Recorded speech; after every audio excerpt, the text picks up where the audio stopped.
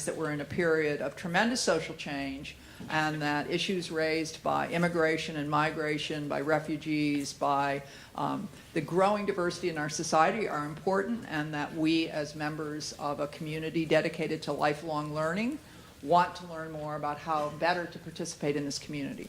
So for this session, we have actually 5 people who are going to tell you a little bit about the community response network that they're involved in, but they're also going to, rather than talk at you, they're going to dramatize some situations in the hopes that that will stimulate you to think about how you would respond in similar situations, and also to ask them some questions and respond to what they present. So we're hoping that this will be a session that you feel comfortable being interactive in. So be prepared. This isn't one of those things where you can just check out and get on your phone and forget about what's going on. So we'll be looking for your participation.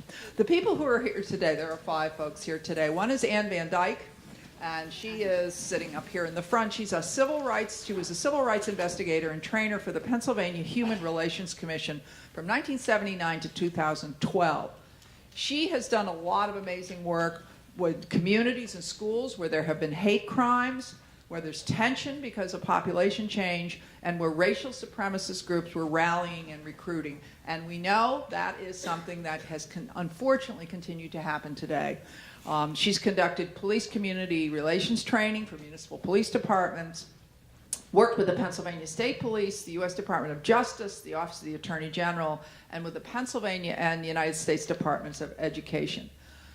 She's also sponsored 11 refugees from Vietnam, Bulgaria, and Afghanistan, 6 of whom were her foster children.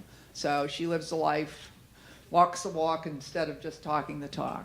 Saima Mumtaz, hands up, has a BA in psychology and is currently the president of the Women's Auxiliary of the Harrisburg chapter of the, and I'm sorry, I meant to ask you how to say this, Ahmadiyya Muslim community at Hadi Mosque. This community is dynamic, fast-growing, an international revival movement within Islam that spans 206 countries. She's also the committee chair of the Education and Prevention Committee of the Community Responders Network. This is this grassroots organization that all these women are participating in, and they are working on preventing and confronting bias here in central Pennsylvania. She's also established the Humanity First Harrisburg Food Pantry, actively involved in promoting peace and engaging in interfaith dialogue with various spiritual organizations, working to eliminate stereotypes. She's happily married, and she has 4 wonderful children. So you can do it all, apparently. Aisha Noor is a Muslim American representing the Islamic Society of Greater Harrisburg. Where's Aisha? Right. There she is. And she was born in Pakistan, raised by parents in faith who taught her to treat everyone with dignity and respect.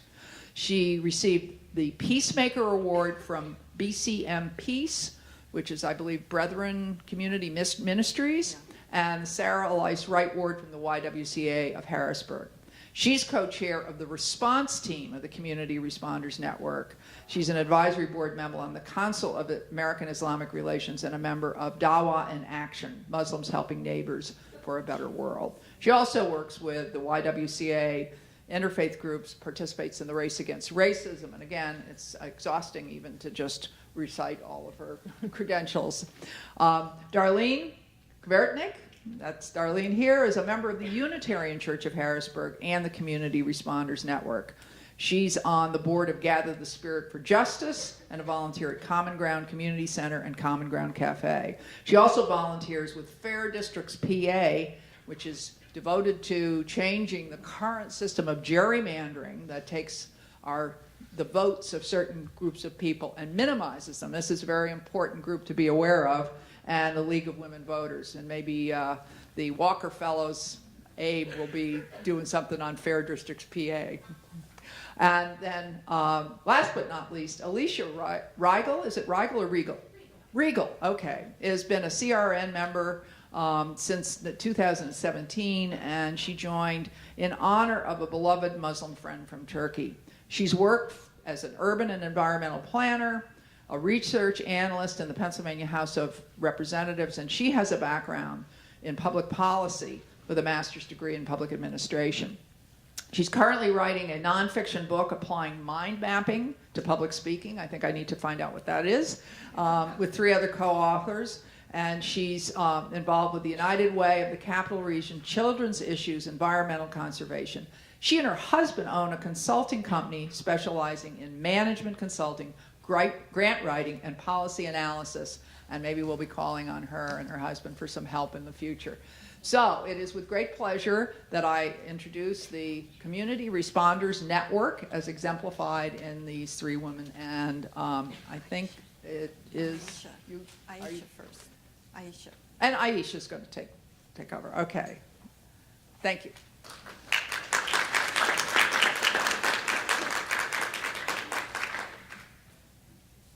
Good morning. Thank you so much for the introduction, and thank you so much for having us. We are grateful for the opportunity. So my name is Aisha Noor. I'm co-chair of Response Team for Community Responders Network.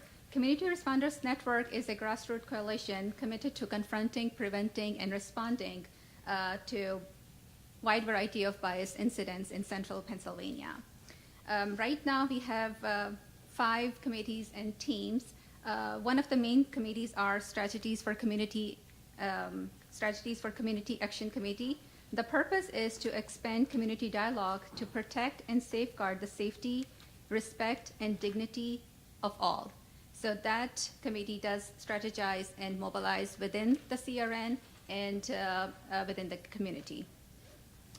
The next committee is Communication Committee, and the purpose is to provide an administrative support, facilitate internal communication, and direct public relationship efforts within CRN and outside.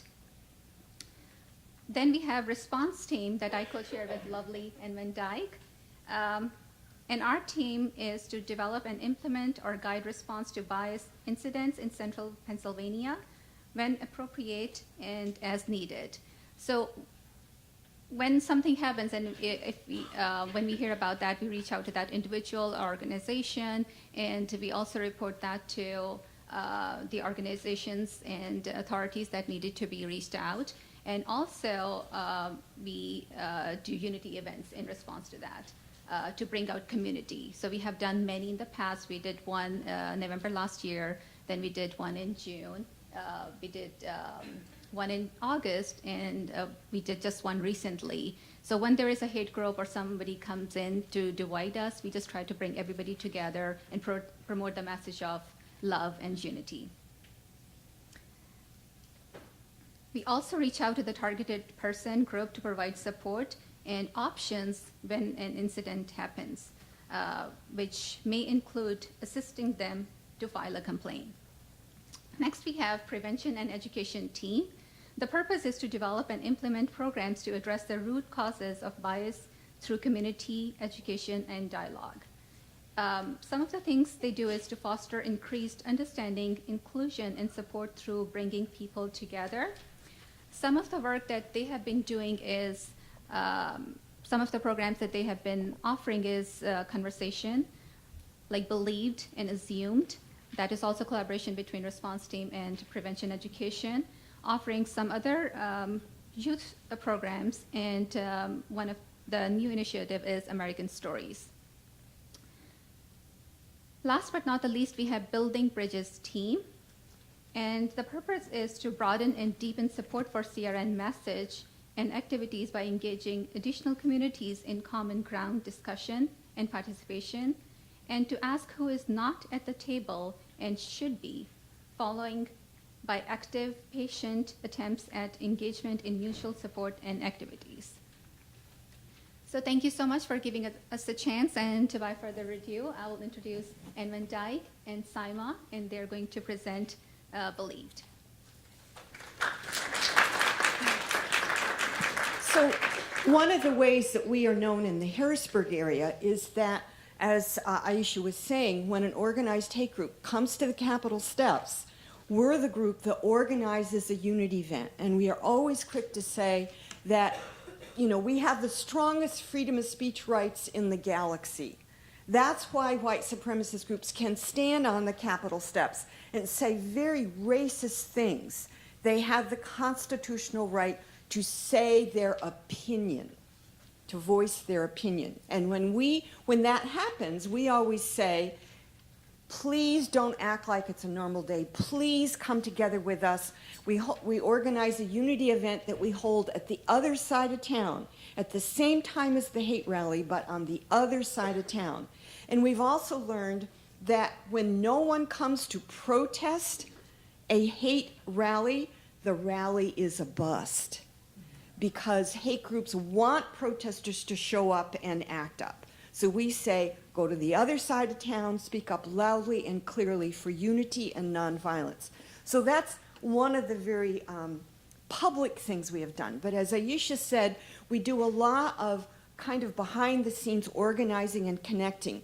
One of the things we saw after the presidential election is more and more individuals and groups came forward to say, we are scared to death. And people came together to say, this is a time where we really need to have each other's backs. And that's one of the things that the Community Responders Network helps to orchestrate, is to help this group that has been maligned or harmed or the target of hatred to stand with them and to organize a community event with them and ongoing conversation. So of course you all know one of the groups that is targeted so often for hate speech and all types of malicious hatred is the Muslim community. So what you're going to see next is a scripted dialogue that we have written. And I'm concerned about you folks over here because Samia and I are going to be seated up here to do this dialogue, but we do have mics, so maybe that'll help. Yes.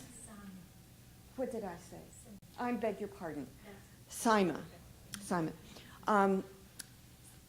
One of the things that we want you to keep in mind is that everything that comes out of my character's mouth are things that we didn't make up. They are things that we have heard people say. So let me set the scene for you. This is... Sure. Where's mine? I don't know. Is this working? Okay. Yeah. So just a couple of things. When you hear this dialogue, it's going to be a little heavy on Islamic concepts. But the reason that it's heavy on that is because oftentimes Muslims are targeted because people don't understand these Islamic concepts that are in this dialogue, or they have a misconception of those concepts, of the Islamic concepts. So we're going to be touching upon a few of those concepts. And as we're going through the dialogue, I want you guys to kind of figure out like which of the concepts that we're talking about and some of the misconceptions that you guys have or had, or maybe somebody that you know has, or or if through these dialogues some of those misconceptions were cleared up. The reason we do this as a prelude to the bystander training, it goes hand in hand oftentimes, is because it just gives you an image or a taste of what sort of discrimination, whether it is aggressive or not, what it looks like. So, and we're going to move over here. oh, we are. A little bit more visible to that side. Oh, okay. So just take notes of when you find yourselves thinking, I didn't know that. Just note that, or something that surprises you, and then we'll talk about it afterwards. Okay, so now we're setting the scene. This is a car dealership waiting room. So here we have a woman. Okay. Yes. Okay. Did he set that there? He did. All right. Yes. We're just making sure our mics are in the right place. So she's here. She's reading a book, and that's all she wants to do. She really just wants to read her book. And another one comes in that she has not met. Now, it's important that you know that it's a hot summer day, and this woman, she does not know, comes in and sits beside her in the car dealership waiting room. And this is not an Oscar-worthy presentation. And Just a disclaimer, just to let you guys know. And you know what a dramatic reading is? A dramatic reading is an excuse to not have to memorize anything. So okay, all right.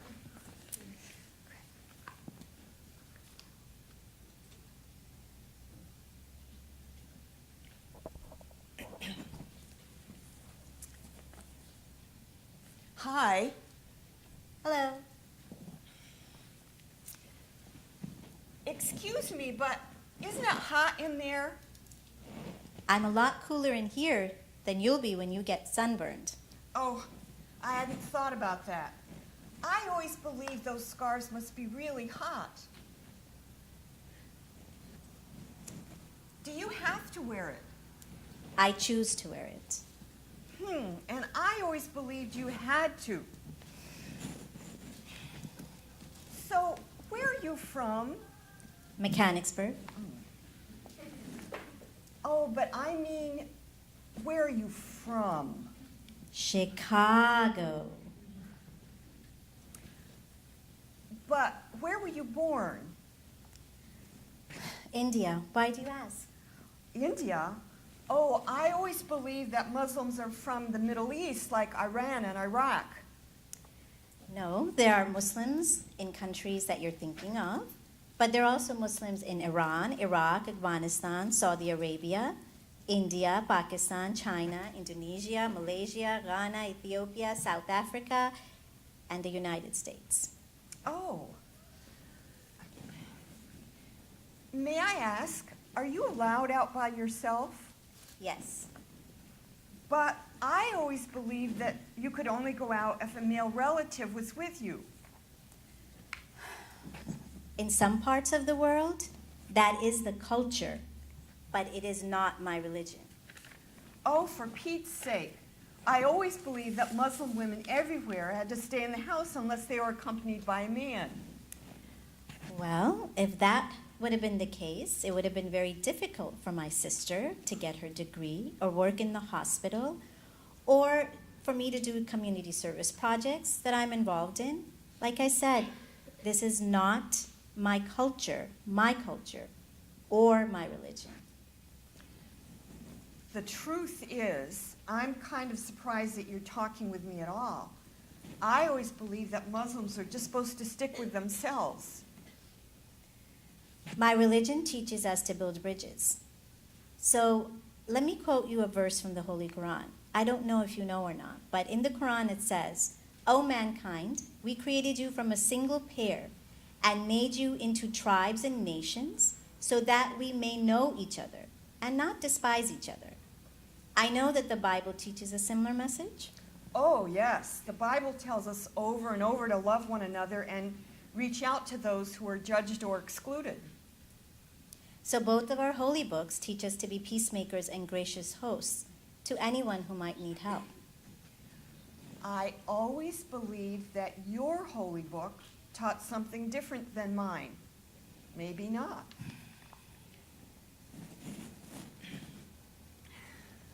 So, may I ask, what do you think about 9/11? Okay. You know what? I suspect and feel many of the same things that you do. So let me ask you something. Did you lose any friends or relatives in the attacks that day? No, thank heaven. I did. What? My cousin worked in the Twin Towers, and my son's friend was on the plane that went down in Shanksville in western Pennsylvania.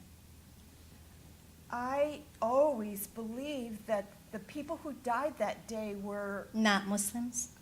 well, yes. Yes. Well, you know, you also have to understand that more Muslims have been killed all over the world by so-called Islamic terrorists than any other group. Why do you say so-called? I always believed that they were followers of Islam. No. So ISIS and Al-Qaeda are no more followers of Islam than Ku Klux Klan members are followers of Christianity.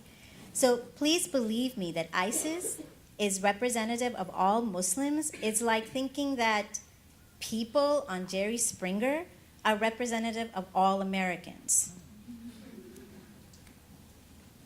But then there are all those fears about Sharia law, that Muslims want to force obedience to Sharia law on all Americans. No, please let go of that fear, because that is not true. Do you know what Sharia law is? Well, I always believe that it has to do with, well, actually, I'm not sure. Most people don't. The definition translated from the Holy Quran means that Sharia law is a path to giving water. Those are really lovely words. What do they mean? So Sharia law applies only to Muslims who voluntarily seek to follow it. It governs behavior, morals, and manners. So are you saying that Sharia law is a moral path for Muslims? Yes, exactly. So please keep in mind that our religions have laws that their followers are taught to follow, and they have such similar purposes. But you need to keep in mind that Christians are very uncomfortable about the tremendous gap between Christians and Muslims.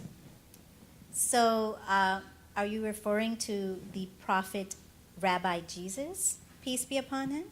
Rabbi. Oh, that's right. He was a Jewish rabbi. See, the problem is, I always believe that he's missing from Islam.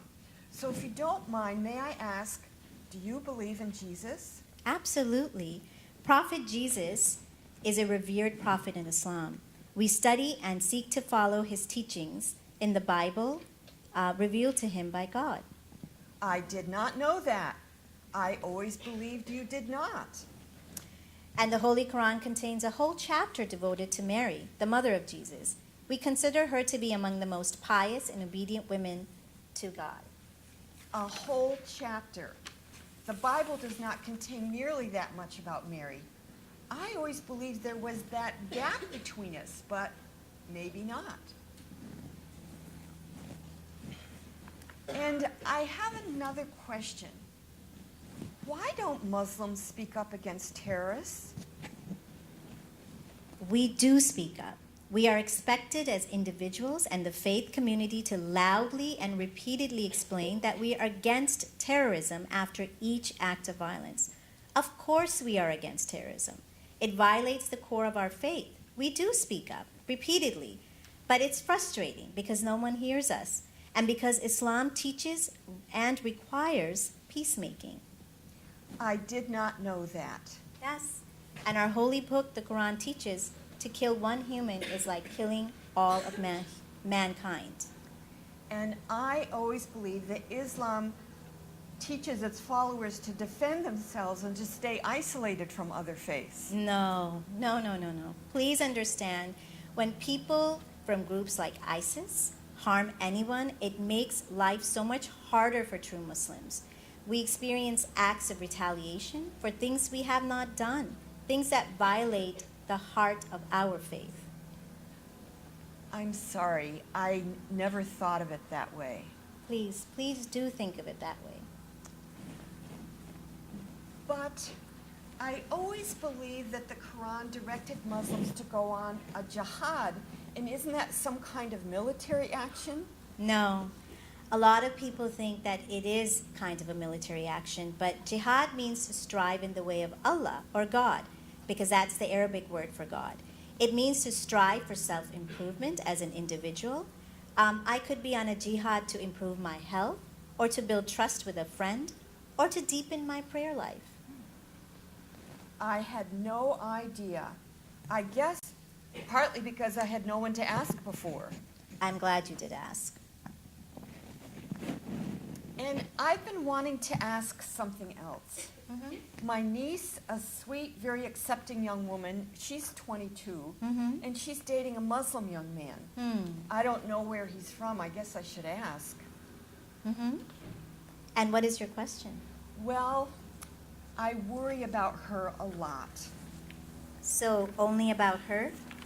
Well, what I mean is, when they're together in public, they often get glares and they hear hostile remarks, and sometimes they get very rude or no service in restaurants. Right. So you have to understand that this is probably what she experiences only when she is with him. And this is probably what he often experiences. What? Do you know men who've experienced those kinds of things? Yes, I know many young Muslim men, including relatives who regularly experience the treatment you just described. It has become for them life in America, and they are still grateful to live in America. how about you? You're an adult woman. Surely you're not treated with disrespect. You would think so, right? But simple everyday tasks like going to the grocery store can be heartbreaking and, you know, sometimes even a frightening experience. Oh my, what do you mean? So do you really want to know what was said to me? Yes, please. So I have been told in front of the fresh vegetables, in the dry cleaner, and while entering a restaurant, why don't you take that rag off and blend in? And does your husband have a harem? And why do you guys hate us? Oh dear God, I had no idea. But I have a dear friend who is a Presbyterian who offers to go shopping with Muslim women who have had very intimidating experiences to support and protect them from the hatred of people who don't even know them. I didn't know. I'm surprised that going with a Muslim woman to a grocery store that would make that much of a difference. Or you know what? Just try a smile. What do you mean? So there have been so many times when I've been in public places where I could see that some people were hostile to my presence. Had another woman smiled at me, it would have made all the difference. I didn't know. You know, you had asked about 9/11. My mosque, 4 people I know, and my family all were retaliated against. Vandalism to homes and mosques, anonymous phone calls and physical assaults, and I heard about many, many other acts of hate committed against peace-loving Muslims who had nothing to do with 9/11 or any other act of violence. I'm sorry. I didn't know. I also want you to be sure that directly because of these terrifying acts of hatred, we also experienced very loving support from the people of other faiths. I'm so glad to hear that and a little surprised. Why are you surprised? Well, my neighbor, who goes to church all the time and believes he knows a lot about Islam, he says that Muslims don't want to interact with people of other faiths. No. Please know that my mosque regularly invites people of other faiths to events and urges us to participate in interfaiths. We very much want to build bridges with other faith groups and have truly accepting and trusting relationships with our neighbors. We know that we are called to love our neighbors. Oh, you know, that sounds like something Jesus asked us to do. Yes, indeed. Okay, I'm coming. Peace be with you. And with you.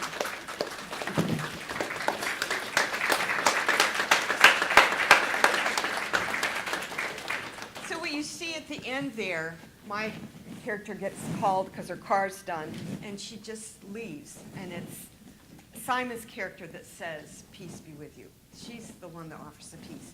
Now, keep in mind, everything that came out of my mouth are things that we have heard people say. And we thought that, originally when we were writing this, I must confess, I was picturing doing it in front of white, culturally isolated churches. Because it dismays me, those are my people, by the way. It dismays me that so many white, culturally isolated church-going folks are very comfortable within their cultural isolation and are comfortable with their biases. So we wrote this character to not be a mean, bigoted person, but rather to be somebody who just didn't know she was very comfortable with her stereotypes and she never tested them. And she finally had an opportunity with a kind and wise and very tolerant woman. And the way we wrote this is we wanted, because we believe this, that as people get more information and their minds open, their hearts will open too. And by the way, we do this about twice a month, sometimes 3 times a month for the last year. Yeah. So, times that you've thought to yourself, I didn't know that, or this surprises me. Yes. Okay. Like what surprised me about what surprised me about like the scenario was more or less like how she was explaining herself to a person she didn't even know, but she rather explained herself than let that person go with all those types of stereotypes That's so- absolutely correct. So this whole thing was based on the car scenario in the dealership. It happened to me 5 years ago. And I was sitting down getting my car fixed, minding my own business, and a lady did come up to me, and we had a good 15 to 20-minute conversation, not as in-depth as in Believed, because this is a culmination of everything, incidents that have happened to not outside of the Harrisburg community to Muslims, but inside the Harrisburg community. So it was basically about my head covering, and you're right. I think even 5 years ago, I don't see it as a burden to let people know about my faith. I see it as a teaching point at that time. And it is up to you how far you want to take it. And after I have been doing this for so long, I can usually tell by the person's tone of voice and by the way they approach me where they want to take this. So I pretty much cut it off if I know that they are going to take it in a totally negative direction, because there is no point at that time for me to teach a stranger.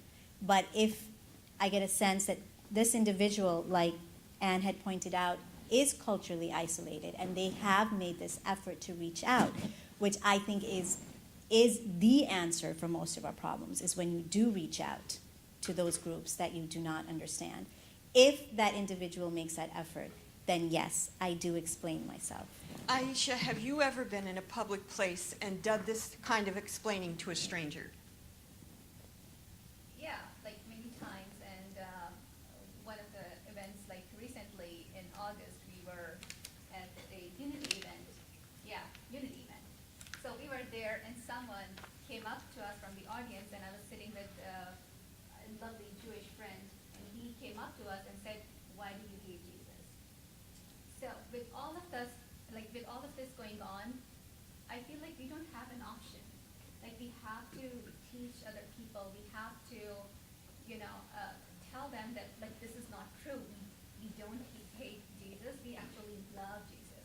Jesus is actually mentioned more times in Quran than Prophet Muhammad, peace be upon him. And like the whole chapter of Mary and all of that, we do believe in him. But it's just like cultural isolation and maybe combination of ignorance, which just breeds that hatred.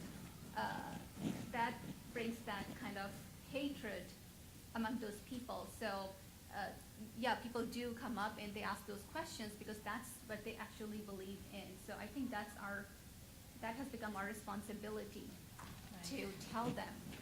When I ask this question of other Muslim women friends, it sounds like they're almost constantly in teaching mode, which can be really tiring. I mean, when I go to the grocery store, I can just get my stuff, and I can be sloppy, I can be rude, I can be dirty, and nobody's going to go, those white women are such a... They will say, what's wrong with her? But if anybody who is in the minority, and there are so many of you sitting here, know the responsibility you carry, that if you do anything wrong, it can reflect on your entire group. So And- I'm sorry. Sure. I just wanted to ask a question. How many of you guys here know a Muslim?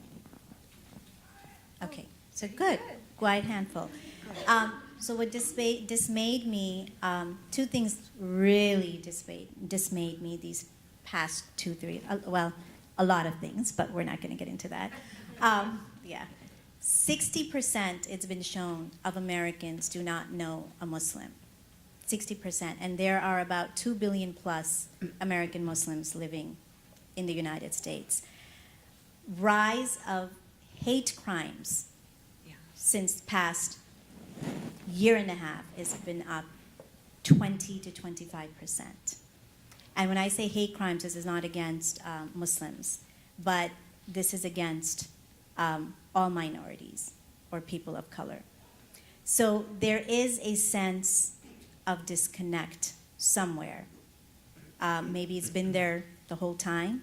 Maybe the past 2.5 years has brought it to the forefront a bit more. But what I'm trying to say is that we need to connect more with each other if we are going to live together in peace. And Sorry. I just wanted to give them more of a chance to talk about other times when your reaction was, I didn't know that, or we said something that surprised you. I saw some other hands. Over in the back. No, he was waving at someone. Other times when you thought. we're not going to judge you. You can be open and you can be, let us know. I thought it was really interesting that like most religions have like a common core, like how you should be nice to everybody, you shouldn't exclude, like show that love and happiness to everybody, like it's just not with our specific religion. Yeah, Yeah, each faith calls for the same thing. And then I'm looking at the time, we need to do the bystander training. Does anybody else have a burning, I didn't know that you want to comment on? I just want to make a comment on that. You know what, last year,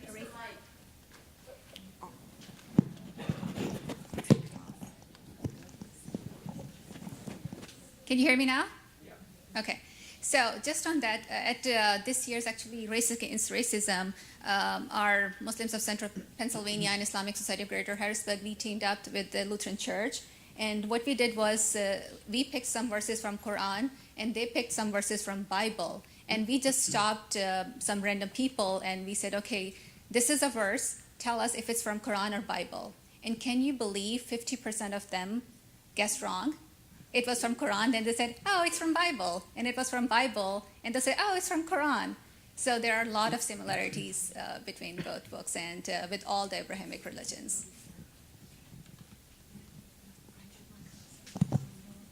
Simon, did you? I have my phone, but you can have it. Oh, this is Okay.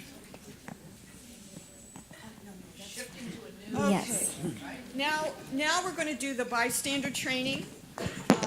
And this will also be a very finely acted presentation. It occurs in a grocery store. And I hope my mic isn't making you crazy, because... Okay. So,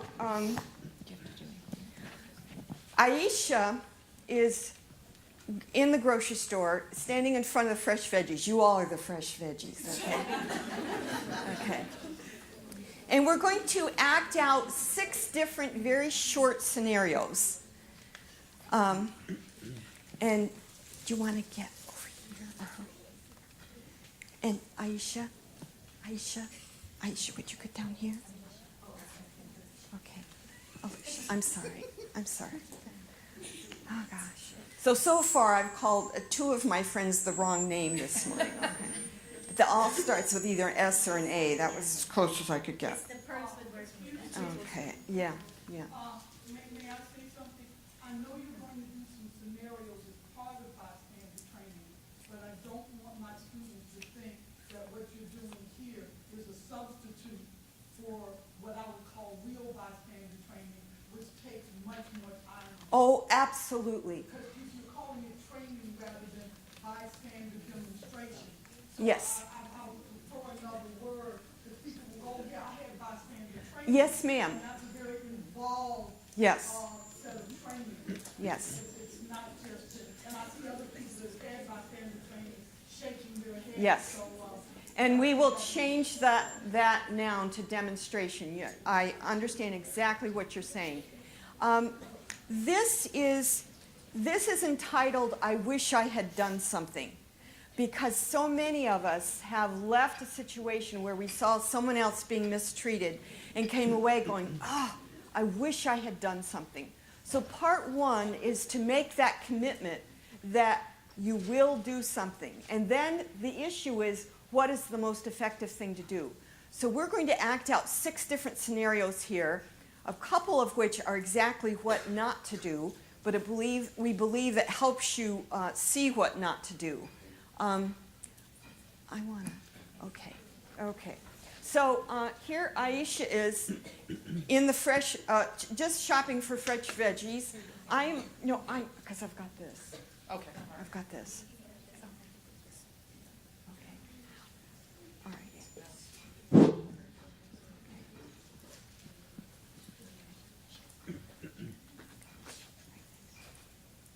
You can see this is really polished, okay?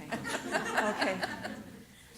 So I am just there too. I'm just shopping as well. So here's the first scene.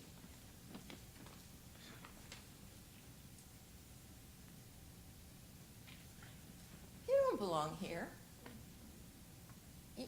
Why don't you go back where you came from? You people just cause a lot of trouble. So what did you see? What did the bystander do? Not a thing. This scene is entitled Frozen, and that's what we usually do. As a bystander, we're so surprised, so startled, so offended, it's like, what do I do? And another thing we need to get beyond is our hesitancy to be uncomfortable in public. Do you think she was uncomfortable? Mighty. And I was frozen. So that's what usually happens. That's what leads to the title, I Wish I Had Done Something. So, second scenario.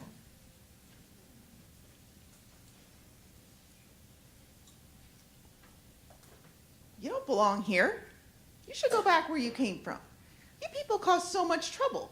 You all are one big problem. Excuse me, ma'am. I think it's probably okay that she's here. She might be a citizen. I don't care if she has papers or not. She doesn't belong in this country, and this is none of your business. I'm sorry, I didn't mean to make you mad. I just thought maybe. You both need to get out of here. Okay, what did you see? Yes. You saw the situation and you stepped in. Yeah, but how effective was my intervention? Yes. No, we entitled this one Meek. What I said was entirely apologetic. And did you notice that line about it's probably okay that she's here? She might be a citizen. All of that was way too meek. And you notice what it did to the harasser. What did this meek intervention do to the harasser? She got mad and she kept on rolling. And powers, yes. So this meek approach, this apologetic approach, is not helpful. Now, okay, third scenario.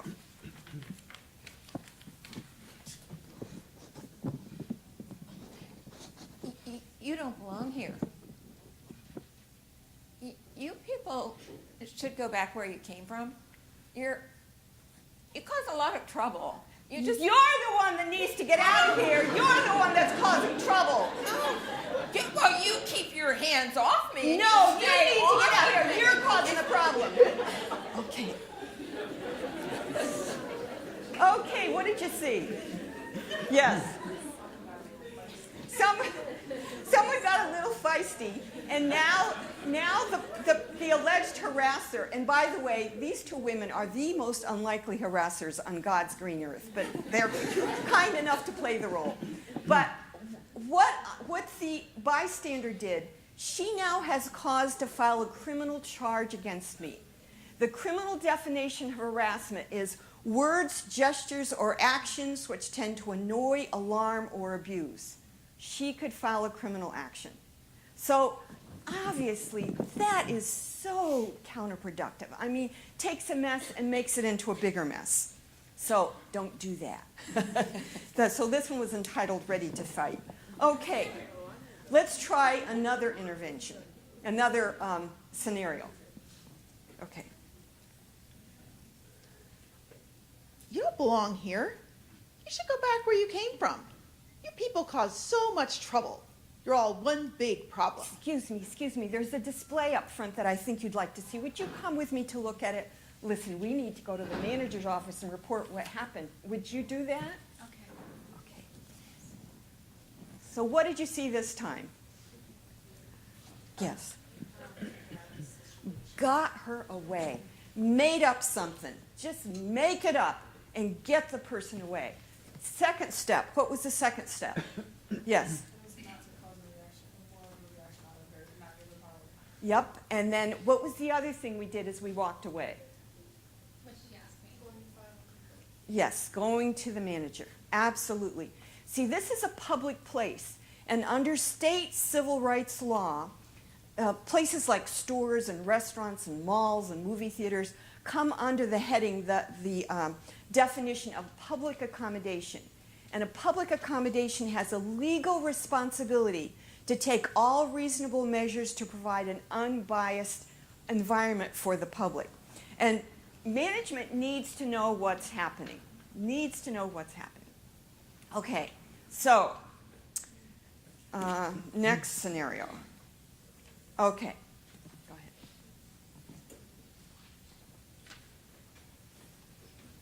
You don't belong here. You should go back where you came from.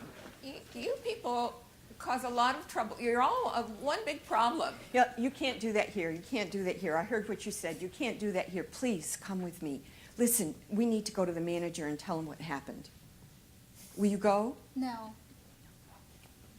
Okay. What happened this time? What primary thing I said to the harasser? You can't do that here. And I urge you to put that in your memory. That is such a helpful expression. You can't do that here, you can't do that here. While you're backing away, you get away. You can't do that here. That's one that I have used many times in life. I've used it in a grocery store. I used it in a department store. I used it, that situation that Aisha described just a moment ago at a Unity event where this guy walked up to Aisha and a dear friend who's a Jewish woman and said, "Why do you hate Jesus?" I jumped up and got in his face. Don't get in the person's face. I was so, these were my friends. We were at a Unity event, and I just, and I said, "You can't do that here, you can't do that here, you can't do that here." And he was so startled that he backed up, you know. But I'm thinking, oh my gosh, don't get in the person's face. So don't get in their face. Remember what I did and don't do it. But saying you can't do that here is appropriate almost anywhere on God's green earth. So particularly in a place that welcomes the business of the public, like a school, like a campus. So put that in your head. You can't do that here, you can't do that here while you're backing up and getting out of there. That is another option. So now we're giving you options. One option was just make up something and get the person away and go to management, whatever the management is. Another option is to say, you can't do that here, you can't do that here. And again, getting away. So here's one more. And in both scenarios, she gave targeted person the Oh, option yes. if that person would like to go to the authorities, like manager, to report that. Like first time she said yes, the second time she said no. So you don't know what's happening with the targeted person. You know, she or he might be in a hurry, or it might be like anything.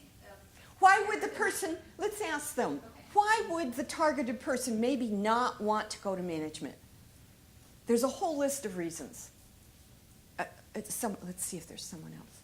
Yes? Maybe to not make like a bigger scene. Yeah. Yeah. What else? Yes? Absolutely. A manager who doesn't care. What else? What you were gonna say? I was just gonna say to not call too much attention to. Yeah. Yes, the stress and the embarrassment already. The other possibility is maybe the person is undocumented, or maybe that person has had negative experiences not just with the store, but with the local police department. Or maybe they are physically afraid. So you never know. But if you're the bystander, you go anyway. Whatever you've seen, you go and report it, regardless of whether the targeted person does or not. Okay, sixth scenario.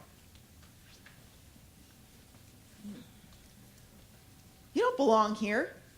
You should go back where you came from. You people cause so much trouble. You are all one big problem. Manager, we need a manager in aisle 6. Look, I just dialed 911. We don't want anyone to get hurt. Okay. What did you see? Now, I couldn't see well, but did you push her? Oh, good. Okay. That's important. That's important. So So why did the bystander take the steps that she did? Yeah. She was pushed and that's the song. Yeah, she was assaulted. Yeah, and the way we do this is whoever is getting hit acts like they're being hit much harder than they are. So we practice, acting like this is an awful shove here or hit. So yeah. So if you see someone being surrounded or being touched or being pushed like that, yeah, you don't fool around. You don't wait and see what's going to happen. You either yell for management like I did, or remember this, I just called 911, we don't want anyone to get hurt. That is what U.S. Justice recommends. And they recommend you do it in a heartbeat, even if you haven't had the time to actually call 911. Say you've done it and then do it. Because as soon as you say, look, I've called 911, then everybody's on notice, cops are coming. Now, what if you do call 911 and the targeted person says to you, look, I don't want to deal with the police. Then what? They can go. They can leave. You have to stay because you dialed 911 and you report what you saw. Okay? Any other questions about that? Okay. So just keep in mind, U.S. Justice says, I've just dialed 911, we don't want anyone to get hurt. And they chose those words, we don't want anyone to get hurt, so that it's clear that you're not taking sides. So you haven't given the harasser a reason to say, oh, well, she did this or whatever. Okay, so a couple things we want you to take away is make the commitment that you are going to do something. Put your discomfort with being public and public aside, and think about them. You don't ever want to have to walk away again saying, I wish I had done something. So that's number one. Number two is don't make the situation worse. If you can get the person away, do that, and always report whoever the management is. Make sure they know. And if there's the slightest hint of violence, just go right for, I just called 911, we don't want anyone to get hurt. And also remember that expression, you can't do that here, you can't do that here, as you're backing away. Yes. Can you just add safety first? Oh, yes, safety first. That's why you're, This situation quickly. yes. Because we want your safety is first. And that's why you're both backing away, you're both getting out of there as fast as you can. In every scenario, every situation is going to be different, and you are smart enough to assess that situation and then make a sensible decision. What's the best way to do it? Yes. Keep in mind there are CRN materials up here on the table that we'd like you to take. And there's a couple other things I wanted to say to you. We were asked to do this same bystander training at Dickinson. And they talked about a particular walk on the campus where students who are in the minority often hear slurs. And when they told us this, I was just, what? And this has been going on for a long, long time. And the students who are hearing the slurs, there are a couple things we said to them. The students who are hearing the slurs, they say when they approach that walk, if they're just alone or there are maybe just two of them, that they grab their books, they kind of curl in, and they rush through. So we said a couple things to them. One is that it is the responsibility of the students who are not being harassed to go out of their way to walk with the students who are. We also said to the students who are being targeted to stand tall and to look like you belong there because you do. We all need to keep in mind our body language. This suggests, I probably don't belong here, I'm scared, I'm a victim. Even when we have reason to be scared, walk tall and look like you belong because you do. And pay attention to what's going on with other students. If they're having an experience you are not, that's the experience you need to learn about. So we urge the fraternities to get organized and to find out who the students are who experience this along this particular walkway and walk with them. The other thing they talked about is in Carlisle, there's a lot of neat coffee shops and restaurants. And just before we were there, an incident happened where in one particular coffee shop, the owner goes out of his way to put up a lot of diverse posters and pictures and just great affirming diversity stuff. And so there were some students in there eating, only one student of color, when a local adult white guy came barreling in and was just exploding about how sick he was of seeing all this black history and diversity, and he just didn't like anything that had to do with anybody who wasn't white.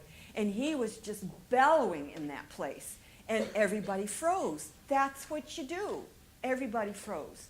And what we said was, get those phones out immediately. Call 911 immediately. You don't have to say anything to somebody who's already exploded. Don't confront him. Get on that 911 and start taping, start videoing. Yes? So ACLU has an app called the Justice app.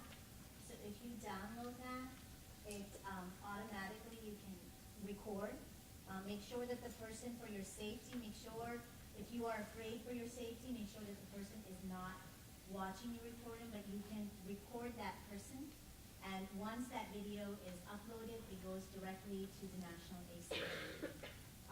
And that way they can have, a recording of it for themselves so they can put it down.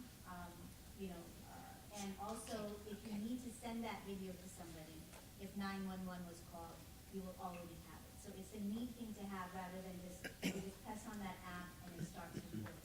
So it's the Justice app on the ACLU website. One other thing that I want to say about the extremely strong and broad freedom of speech rights that we have in this country, that keep in mind what tends to be protected under the First Amendment is opinion.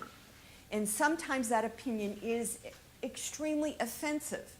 What is not protected is speech that incites eminent lawless action.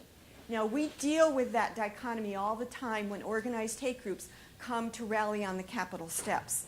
If they keep their speech in the form of opinion, it's offensive, but they get its protected speech. But if they were to say, meet us at Market Square tonight and we'll go burn down a synagogue or something, that's not protected speech. And so they don't do that. Instead, what they say is their opinion to provide people with the rationale to hate and harm others for their problems. Question? Just spew. Quick Yes. question. Yes. As a male bystander, if you're intervening with the victim, would you write those scenarios any differently? You want to talk about that? Yes. For a male bystander. Yeah, and and I think it also will vary if you are white male or if you are African American male. And she was like, she's, as Ed would say, white, old, White, Christian old, lady. skinny, female, I don't know. There's a long list of things that leaves me in a position to be more assertive, and also left me free to go up and take a hold of her. Yes. But if you're a male, you don't have to get, you don't have to touch her or you don't have to get too close. But the point is just to get her or him away from the situation. Or you can just say that you can't do that here, you can't do that here. You can still report to the authorities. You can still say that, okay, there's that display, or ma'am, do you know where tomatoes are? Or just ask any questions. So just to cause that distraction from the harasser and just to give that protection to that targeted person. But you don't have to physically touch that person or get that close. And Thank make you. sure that you are being safe, you're facing that And target. it gets complicated if the targeted person has kids. So you have to be mindful of that as well, because we're assuming that the targeted individual is, in these scenarios, the targeted individual is alone. But when there are kids involved, I have seen that personally. The best thing is, as mentioned, is to distract the targeted individual, and that diffuses the situation and it doesn't call attention to the person, so everybody is kind of safe in that. Get them away. Distract and get away. So, yeah, your point was it would not be appropriate for a man to come up and take a hold of a woman like I did. It would be okay for me because I'm a woman, but yes, thank you for bringing that out. And we also want to point out that we are very aware when the bystander is, for example, a tall African American man, he is not as free to be as assertive as I am because he's going to end up being accused of being the aggressor. You know, we're so aware of that. I'm so aware that being short, skinny, old, white, and female, I can be much more assertive. And I have the responsibility to do so. And I think we've just about, Mary? Dr. I think we're probably at the official end of the class time for people who've come from classes and close to the end of this time. I want to thank these women. I thought this was a really wonderful opportunity.